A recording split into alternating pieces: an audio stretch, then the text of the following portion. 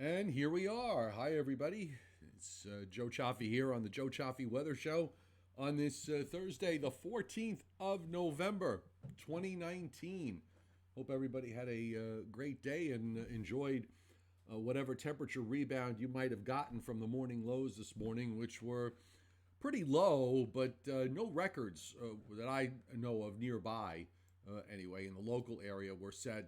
That's because the records were actually quite low, down in the teens. I think the Central Park record today was 19, so it didn't come anywhere close.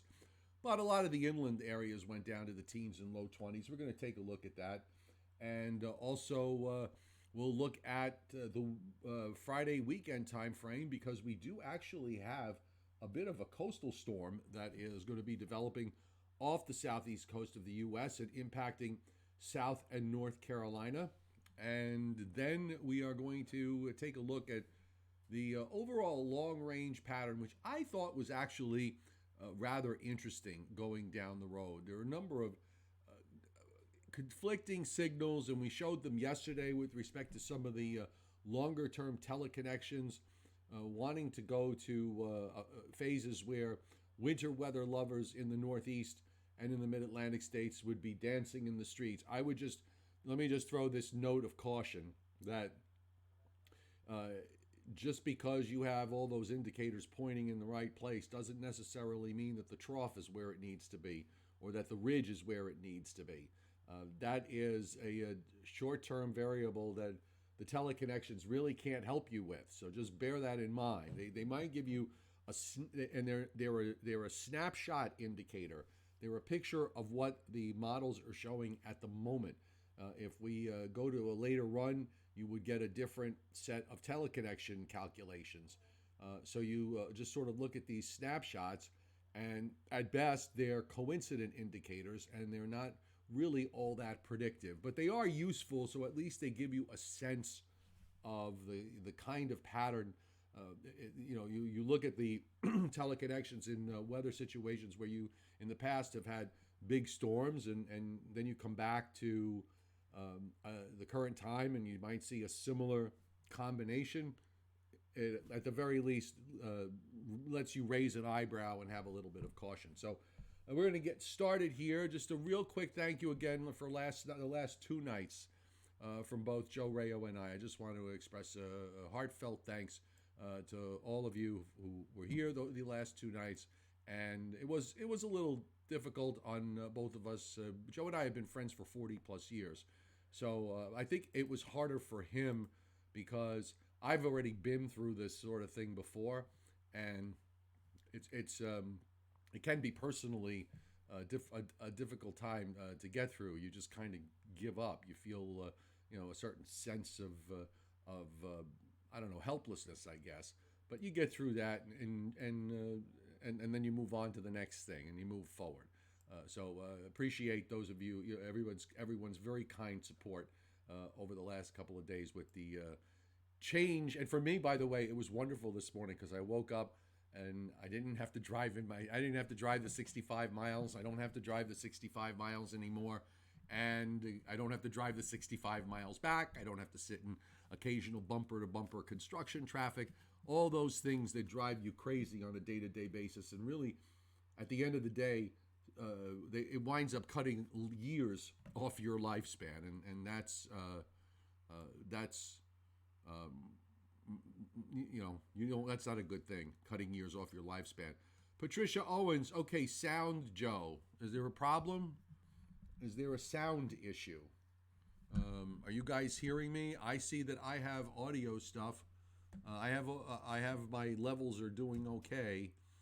So I have the chat going on my phone, which is like going crazy here. So I have a chat going on my phone, so I can see what you guys are saying when I bring up the maps. So if I forget to open a box, very weak sound. Hang on. Let's try this.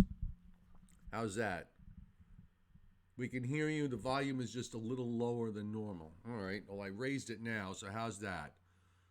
Should be a little bit better. And hopefully it's not turned up to the max on the computer. I just hope Can barely hear you. All right. Oh boy, let's try this. How's this? Better? Okay. It's as long as it's not cracking. Okay. Everybody seems to be saying, everybody's saying it's better. All right. I'm trying to find that happy place where there's no crackling that goes on, and sometimes that's a little bit difficult. Okay, I try to leave these levels, at the same place all the time, and sometimes they wind up getting changed. Okay, much better volume. All right, you know what? Let's get going. If there's a problem, just put it on the chat board. Yeah, Paul Roman, definitely smiling from ear to ear. I'm a happy camper these days. This was something that I wanted to do anyway. I just needed the push.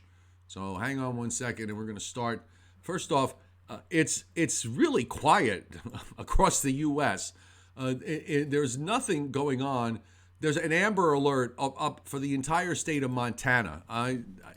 God, that's insane. Montana's no small state from one end to the other. But as far as winter weather warnings, we really don't have any. The one thing I would point out that's of interest is the purplish blue that's off the southeast coast of the United States, up from off the Georgia coast to off the North Carolina coast, just east of the Outer Banks. Those are storm warnings that are in effect. So the Weather Service offices in their Marine Division have already kind of figured out that there will likely be certainly gales that will occur here and just offshore, probably storm force winds. In a lot of ways, the system that's going to be forming off the southeast coast is probably, I would say, the equivalent of a mid-level tropical storm in terms of the impact. Oftentimes we forget that these, there's a lot of focus on tropical systems, but it's always good to remember that with these gale centers, you can really have some pretty crazy weather.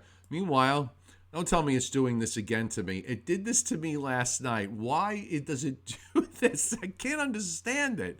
It's hilarious, but I had this set to show the morning lows. They were there about 3 minutes ago, and now they're gone. Oh, unless 7 o'clock is that could be it. 7 o'clock might be a reset time.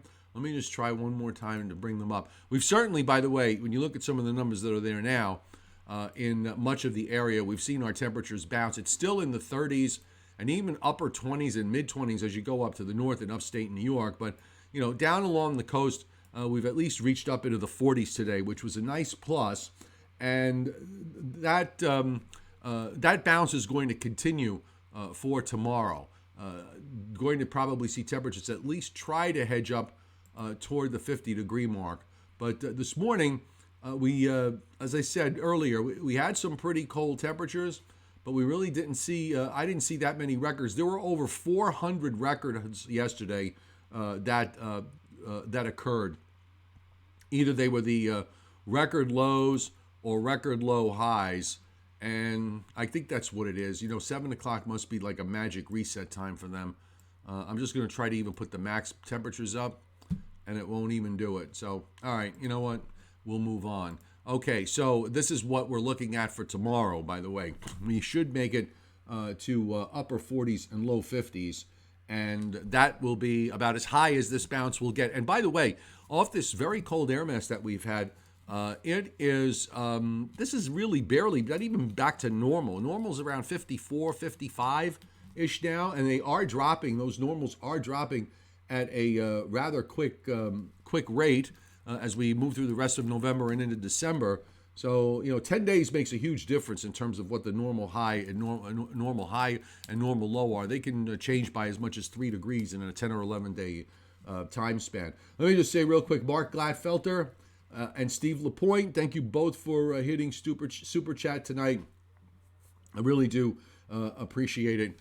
Greatly. So, by the way, I can see you guys on the chat. So you have questions, just put them up there, and I will attempt to address them. Now, after Friday, this next high, and even before we do that, I just want to show you that the bounce in upstate New York and up in northern New England isn't much of one. It only bounces back up into the 30s because it is going to turn sharply colder. You move further south into Virginia and into North Carolina, you're seeing temperatures back up into the 50s for tomorrow, and up even into northern Georgia, only back to near 50. So this is not a big, this is really merely a reflex bounce from the first cold air mass pulling out and waiting, not in the south or even down from southern Virginia southward, really. It's going to be more as you go up to the north, but Pennsylvania, particularly northeastward through New England. That's where the core of this next cold air mass is going to be. And on Saturday, we're talking about temperatures that in some parts of upstate New York will barely make it back to 20, and also across northern New England, talking about temperatures near 20 or in the low 20s. And for a vast majority of folks from Virginia to New England, we're looking at middle to upper 30s for highs. So it's going to be a cold day on Saturday, a good 15 degrees below the seasonal average. And even on Sunday, Sunday will probably edge up a little bit, but look how chilly it is on Sunday. This high is going by to the north. We're set up with a raw onshore flow. And of course, we're going to be watching this coastal low off North Carolina and see what it throws back in terms of moisture. Because I think the impact here is going to be that some of the moisture is going to get thrown back to the coast. I don't necessarily think that rain shield is going to make it that far inland. But we'll take a closer look when we get to the weather models. So we're basically seeing a continuation of near or below average temperatures right through the weekend and in through the first part of next week. Even though we don't have an Arctic high coming down from Western Canada, we do have cold air that'll be coming down from Eastern Canada and staying mainly in the Northeast and Northern Mid-Atlantic states, and that's really about the extent of it. Now, we have a warm front to the north tonight. The old high is south of Nova Scotia. The winds have turned more southerly along the coast, and there's a trailing weak cold front out to the west. There's not a big difference between the air ahead of it and the air behind it. In fact, there really isn't that much of a push with that particular front. It's really the one that's up here that you see from Hudson Bay south and west into I think that, what is that? This is Ontario province. I want to say that's Manitoba. Keep fingers crossed that I got it right. So you're going to get that front. That's the one that when it comes through here, it's going to come through with very little fanfare other than a wind shift. So you're really not going to notice it when it moves through parts of the Northeast tomorrow, late tomorrow afternoon, tomorrow evening. You will feel it Saturday morning with temperatures down in the 20s in many places and a wind coming in from the Northeast. And meanwhile, really, look across the South, you have this frontal boundary kind of snaking its way into the Gulf of Mexico, and we do have the beginnings of a weak low there. That's really where all the action is now, across the Gulf states and over to Florida. That's where you got this southern stream energy that is in control, and the satellite kind of bears it out pretty well here. The two jets that are in play, and the northern and southern jet stream, when it's a situation like this where you've got what we call a split flow, you got there's an upper low back here, and then of course you've got the northern jet that's coming down with another shortwave trough that is moving down from the north. And the thing is, as these progress to the east, if they were to phase to our west, if you would wind up, for example, in terms of the timing, or where the northern jet stream was to dig down far enough south so that it would pick up that southern jet and you'd have something like this, then you would be talking about a low shooting right up the east coast. And I have to say, by the way, this setup, it's the middle part of November. I have to wonder if over the weekend, with how it sets up over the weekend and into early next week, if we were seasonally to adjust this maybe over to January or maybe even sooner than that, maybe if we were about 3 or 4 weeks down the road with a similar type of setup like this, I think we would be sweating out a fairly serious snowfall for some places. But it is not 3 or 4 weeks from now. It is still the middle part of November. And by the way, I want to also just kind of mention this. Try not to get your expectations overblown. Our memories take us back to times where we kind of only remember the good stuff. And I remember reading someplace not too long ago on a fishing board talking about how in the good old days in upstate New York back in the 60s and 70s, it was snow on the ground for the whole month of November. It was just winter started, really, really early. It really didn't. Trust me. I went back and looked at records. You get those certain years where the snows do show up early, but much of the time it doesn't. The first half of November that we've had what we've had and have seen what we've seen so far has just been really kind of a big bonus. And it's reflective of the extreme nature of the pattern we were in. I mean, look how cold it had to get, really, to take down record lows. And you're talking about lows in the teens and 20s. Not like you would in the dead of winter with an air mass like this. You'd be down, in the double digits below zero in some places. So it takes a lot of work in the first part of November to get snow, particularly in the coastal areas of the Northeast. It's rare, and you have to have a perfect setup, and we won't really have that. But I see my takeaway is a little different. I kind of look at all of this in terms of the way the systems are evolving, and to me, I look at this and I say, you know what? This kind of looks like if we have a similar setup like this in about 3 or 4 weeks or 5 weeks from now, when we're in the month of December, getting closer to Christmas, we probably could have some interesting chances along the way. The radar tonight is busy in the Gulf states. It's actually fairly loaded with rain in southern Mississippi, right along the immediate Gulf Coast, down to the Florida Panhandle. You're seeing rain through much of Alabama, now moving through northern Georgia. And it's a chilly rain because we're talking about temperatures in the 40s and low 50s, and much of that now advancing into South Carolina. And eventually we're going to see quite a bit of rain especially in the outer banks of North Carolina, and perhaps in the easternmost part of North Carolina to the west of the outer banks. So the models are very bullish in terms of rainfall. And we'll even check what WPC has to say about this. The Northeast in that bounce mode, of course, producing some light precip aloft and a couple of snow showers reaching the ground in parts of Maine. There really isn't much of anything else going on anywhere in the U.S. It's pretty dry back out to the west and quiet. So we are in good shape there. I'm seeing no complaints about the sound, so I'm assuming that everything is copacetic. Let me bring up WPC's forecast map, the QPF. Let's see what they're doing with respect to precip here. So this is their day one. So I'm going to let's do a day 1, 2, and 3 total. I'm going to open this up over there. And we'll also do a 7-day total. All right, so over the next 3 days. So this will take us through starting tonight, right up until Sunday night. The red is, roughly 3 inches or more, and you can see the red kind of lines up right along the coast. The WPC has actually got rainfall amounts about half of what some of the models have, which I think is probably fair. It's hard to say whether the models are just overdoing it from the standpoint of wanting to overdo things. They sometimes get that way.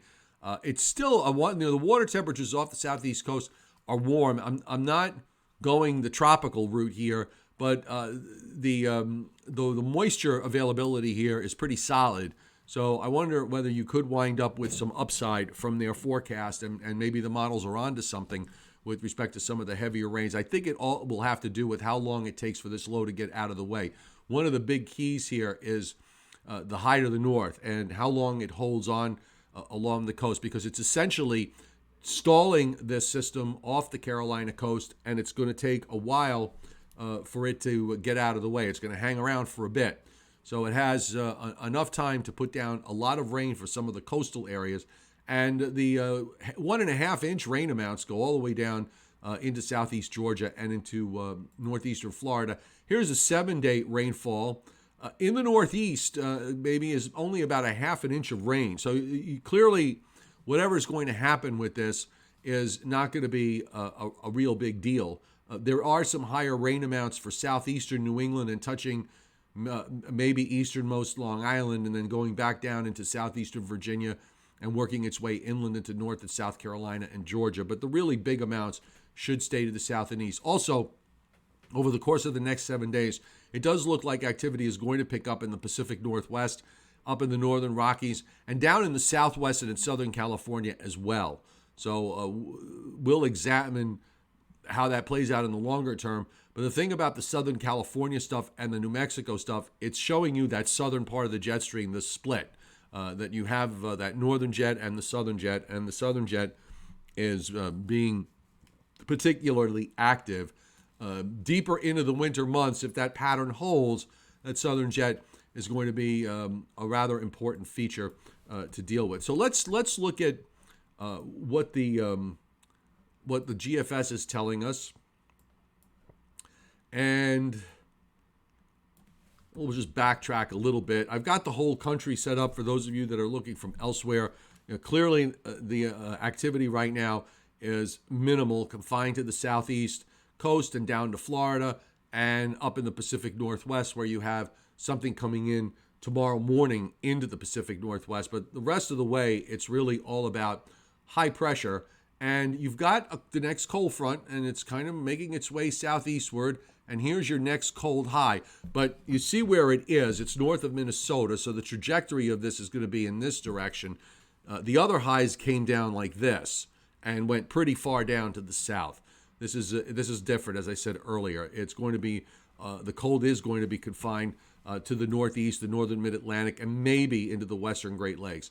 So there's your high now building in for Saturday. And while that's happening, your low is beginning to wrap up here off the southeast coast. When I say wrap up, I mean intensify. Not that it's winding down and getting ready to move out away to the east. But you've got this rather strong northeast flow that is setting up, and the gradient is going to be tightening up here. Strong high to the north and that low to the south. I think initially Saturday should be an okay day from the northern mid-Atlantic on northward. And certainly I think from the standpoint of quality of sky condition, it's going to be the better of the 2 weekend days, because Sunday, I think the onshore flow starts to bring in moisture, and so does the low that is moving northward. Watch what happens, by the way, between now, this is Saturday, and into Sunday with that low. It barely moves. It actually just kind of jumps around a little bit. On some models, the NAM, I think, shows this a bit better because you can see the in-between times. But you will pick up on what is probably a counterclockwise loop. And actually, the pressure does drop down to a 991 low by early Sunday morning. The gradient here along the North Carolina coast and the Outer Banks is very tight. Certainly gales and probably even storm force wind gusts are going to be occurring right along the immediate coast. And then the question after that is, okay, so what happens from here? Does it lift up and straight north, or does it kind of move northeast? And I think the northeast motion is what seems to be most likely. It has to wait for that surface high to get out of the way. It eventually does when it moves into New Brunswick and points east, and then the low starts to move northeastward. But you'll notice here by early Monday morning, your back edge of your rain is really not that far inland. It's a large system. The low is pretty far out, so you've got this sort of sprawling nature to it.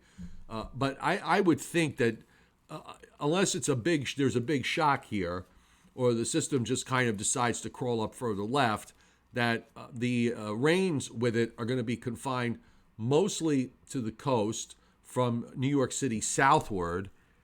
In New England, it might be a different story. I think you're certainly going to see the rain back in through southeastern New England, and then eventually into much of New England, including southern New England. And it will be cold enough, I believe, in central and northern New England for at least a change over to mixed precip. I don't know that it'll be cold enough for snow. The mid levels are going to get fairly warm, but I think you could certainly see some mixed precip with that particular system. Robert Russo, where are you? There you go, Robert Russo. Thanks so much for hitting Super Chat tonight. Very much appreciated. Thank you. And it's also very nice. It's very nice to see you here. I haven't seen you here in a while. So welcome back and hang around for the winter time. Okay, I see Ruthless Goat is talking about promoting his ruthless reviews. And yeah, you certainly can promote them here, sir.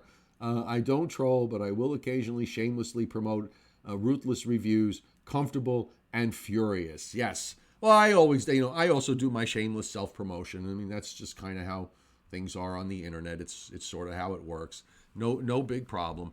All right, back to weather. So let's roll along. I'm going to bring up the upper air here and show you what's happening with all the troughs and ridges and short waves and everything else. So run it backwards. I've said this many times. When you bring the GFS up, run it backwards because that actually gives you a very good idea. At least you get to see where the systems come from and what and how they evolve. And I'm running this one backwards because that southern shortwave that we're talking about, this storm off the southeast coast of the United States, actually goes back west, and you see it here. From Tuesday, we had this cutoff low right down here, sitting, hang on, ta-da, right there. There you go. So you had this, the cutoff low in this split flow, getting kicked out to the east. There's the trough that brought in all that cold air that we experienced. Of course, that has now played through. There's more troughing behind it. We're seeing some of that go by and kind of weaken a little bit, but the southern system tonight is getting stronger as it swings along. Now we've got this other shortwave trough in the northern part of the jet. That's our cold front that's coming into the east. While all this is happening, by the way, look what's up in the west. We've got a nice ridge running from Arizona going all the way up into western Canada. So that's why weather conditions out in the west are pretty calm and quiet at the moment. But notice the two jets in the east. The northern jet stays completely separate, doesn't dig down, and it keeps on going. It's actually moving faster than the southern stream. And what happens is that shortwave just kind of gets left hung out to dry for a little while off the southeast coast. And it's pretty well wrapped up. It's got to wait for this next shortwave trough that's in the plains to come eastward. And by the way, while all this is happening, got another cutoff sitting off Southern California over the weekend.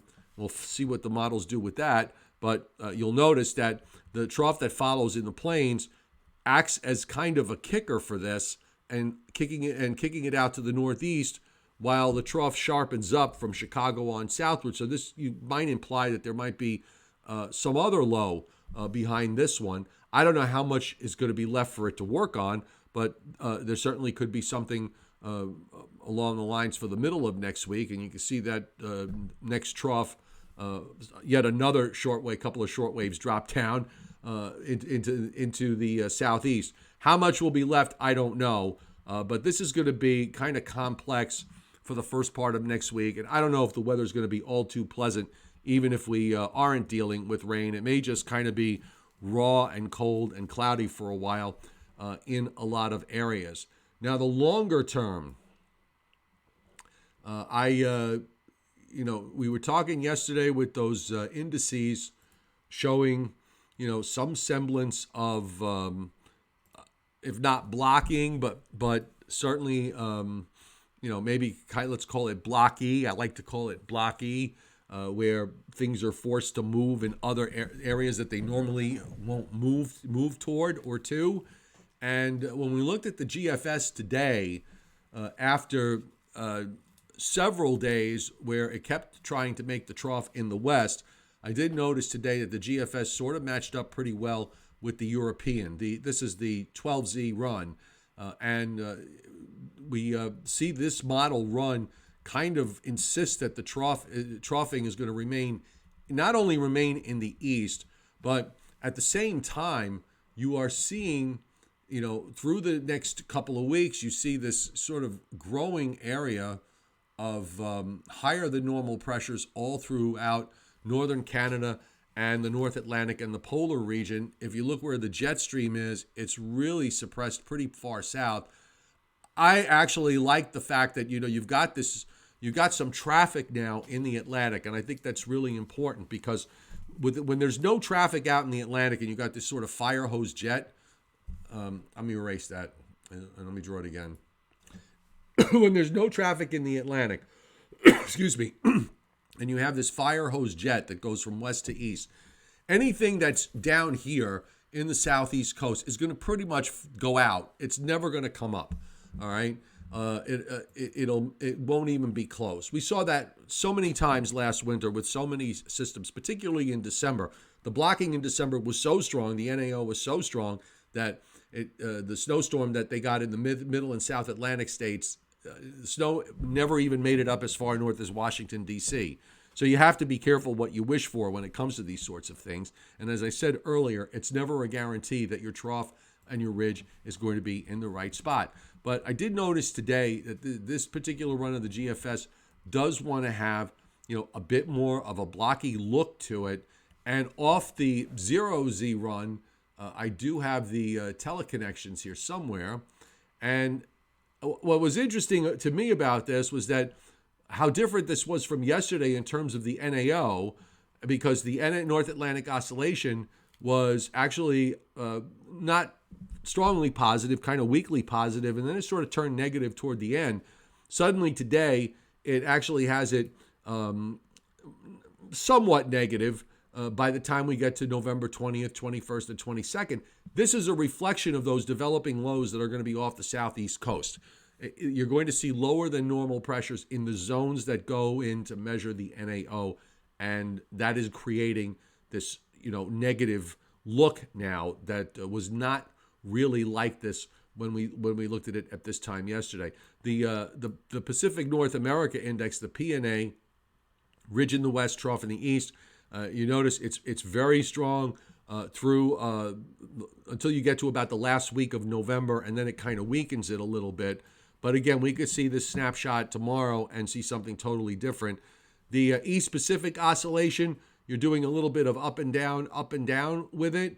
It goes negative for the 18th to about the 20th for about 3 days. And that's it. Then it goes slightly positive, and then it comes trailing down back to the neutral line. So it's kind of it doesn't really signal either way in terms of the EPO. It's not anything to be excited about if you're a cold weather lover. And it certainly wasn't like it was last week when it was off the wall negative. But it's just kind of interesting to see, these teleconnections, that when you look at the snapshots of them. Again, it's not really a good forecast tool. If we had a pending storm, I would not be looking at teleconnections to see, how strong the PNA is or the NAO or the EPO. It doesn't really, it's not going to tell you very much. It's certainly not going to tilt my view of a particular event by looking at it saying, oh, okay, well, we got a strong negative NAO, so I need to forecast this or not forecast that. Again, it's just a snapshot and a totally coincident indicator and not much else. But if you're looking for winter weather, it's certainly trying to point you in the right direction. Don't think there's too much else going on tonight, with the absence of any current weather, and since it's all down the road.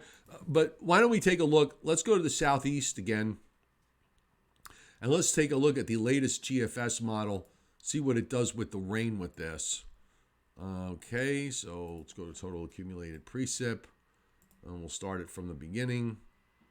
So this is in the southeast on the GFS, and it looks like it's a little bit, maybe a shade less bullish than it was on the prior run. It's kind of doing one of these, further northwest, southeast oscillations from run to run. On the prior run, the red area, which is 6-inch plus, was actually over all of the outer banks.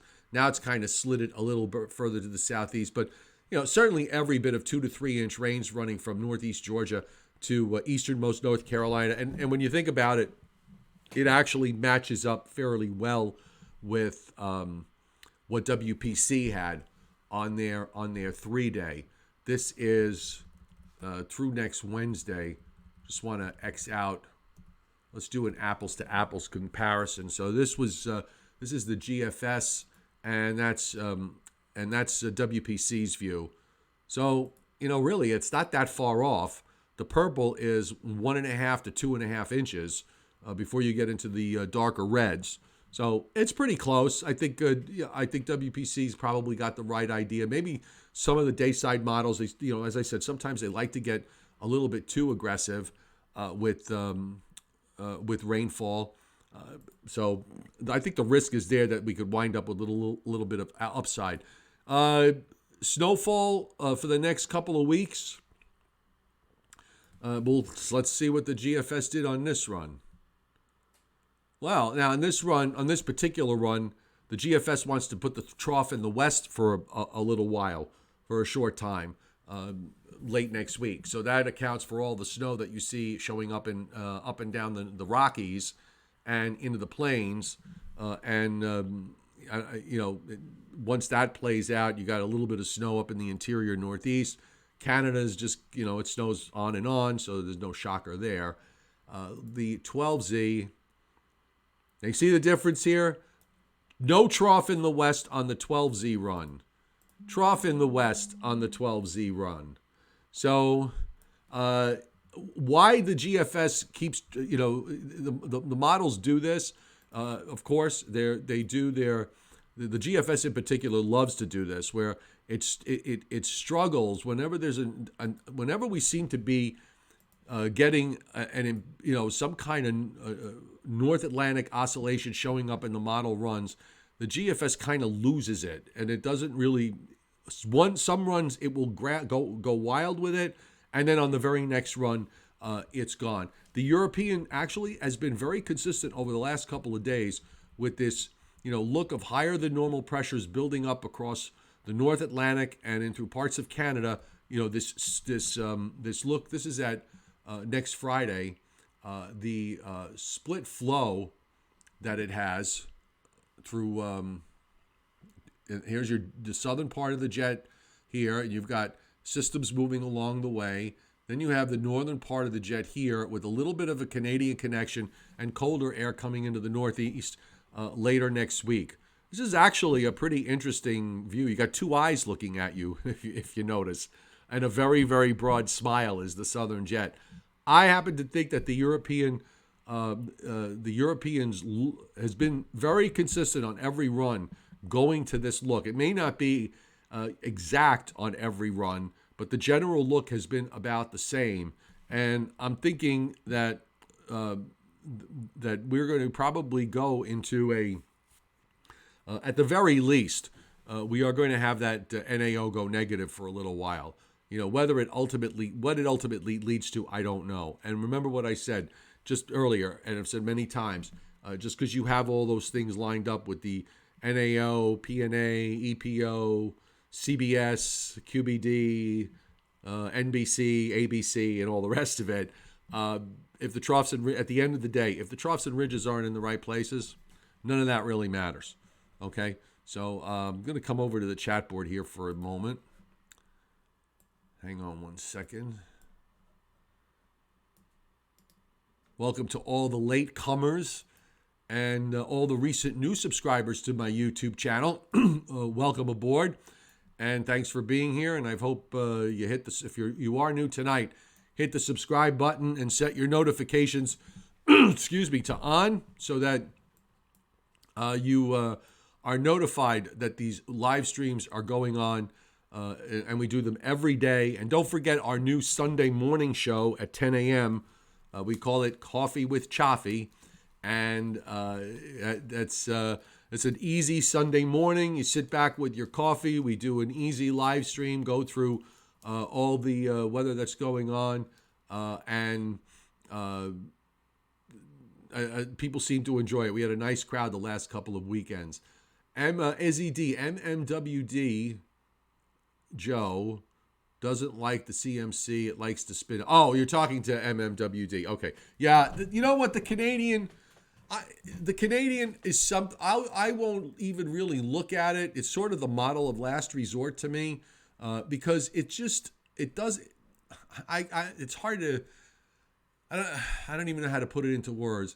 It just does things sometimes that are out there. I mean, every once in a while, it does, like any broken clock, it's right twice a day.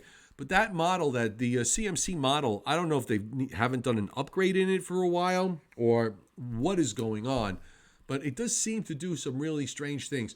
I will say it was better this hurricane season. Maybe they tweaked it where it doesn't spin everything up to Category 5 hurricanes like it used to do. But I don't know. I just don't seem to get much out of looking at it as far as helping me with a forecast dilemma. According to the tropical tidbits, says Johnny Quest, there is a possible tropical storm in the making off the coast of Mexico. What will that do for us down the road? Well, first of all, let me just take a look. And hang on one second. Let's see if NHC's talking about this. Okay, do they have anything? Because technically, it's still hurricane season. So, there we go. They actually do have a 90% probability of this system becoming a tropical depression or a tropical storm. So let me see if I can figure out off the... let's see if we can figure out what's happening. We also have way out at 18.2 and 145.1 east in the Pacific. About halfway out, Fengshen, and top winds here are 60 knots. So it's just under typhoon strength. And this is forecast to just kind of meander out there. It never really gets anywhere. Does a bit of a clockwise loop out in the middle of the Pacific. And this looks a weak system that's out further to the west toward the Philippines, Kalmahi. I'm not sure how the correct pronunciation. And this is 93E in the East Pacific. And that is forecast, if we look at the global hurricane models, taking it straight north in toward Baja California. You wonder whether that moisture is going to get wrapped up in that. Here's the intensity guidance.